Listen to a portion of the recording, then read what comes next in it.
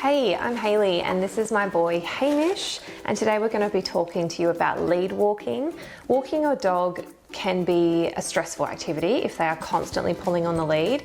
It can be frustrating and never make you want to go on a walk with them at all. Not only does this behaviour make the walk less enjoyable for you, but sometimes it can actually be dangerous if your dog is large and pulling you along without any control. So let's talk about some effective methods to stop your dog from pulling on the lead and ensure that you both have pleasant walks together. Before diving into techniques, let's have a chat about choosing the right equipment. While a flat collar might be ideal for dogs learning to walk on a lead, it can actually cause injury to your dog if they are pulling too much by adding too much pressure on their airways. Whereas a well-fitted harness is a great option and adds lots of directional control with all the added loops that it can have on there.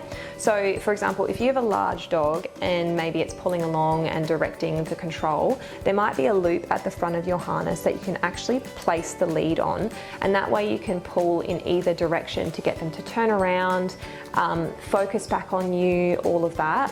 Whereas other harnesses might have one up top, and when you pull on it, it's actually not having any pressure on the airway, it's focusing most of the pressure on the chest, allowing you much more control, and it's better safety for your dog as well. Begin with basic obedience training. Your dog should know cues like sit, stay, and touch or target.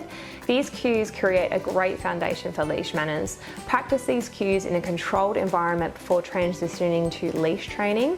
Touch, for example, is a great and fun cue to teach your dog. You can place your treat in your hand and touch your hand, and they can be rewarded immediately. Eventually, they will understand that if they touch your hand, they will get a treat, they will get a reward. So for example, with Hamish, we would go touch.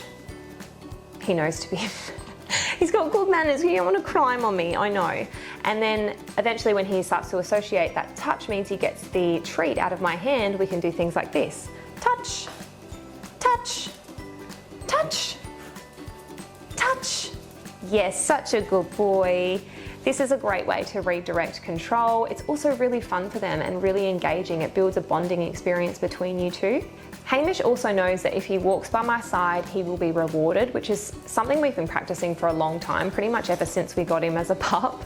You can start by practicing this against a wall as a guide when you're walking your dog, and rewarding them whenever they look up to you for a treat. So even if you practice this in your own house, when you've got a hallway or something and they're using the wall as a guide, and then eventually you might feel confident enough to transition out to your neighbourhood and just go on a really small walk where you're training them at the same time. Begin training in a calm, distraction-free environment. This helps your dog focus on just you and the training process. You can gradually introduce distractions as your dog becomes more proficient in their training. So for example, I started Hamish on small walks around our neighbourhood and slowly transitioned to busier environments when he had basic manners and training established. I started with having him walk by my side with treats at the ready, so we were always walking together. The aim is to be more exciting than what is happening over there that's distracting them, that is making him pull on the lead really harshly.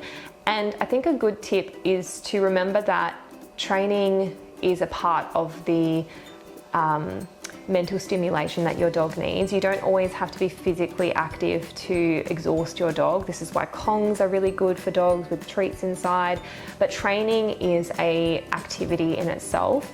So if you're going out on a walk and it's literally just a small walk around the neighbourhood, you've got your treat bag and you're rewarding your dog, you're teaching him things, he's looking around, he's learning about the world like a little kid, then that's the session, you know, and that's the extent of the walk. And eventually you might feel really confident, okay, I feel like I can go on a longer walk around the neighbourhood now, and I'm not anxious, the dog's not anxious, we're both confident in our environment, I feel really in control, and you can extend it further and further and further. Positive reinforcement is key to successful lead training and really all training.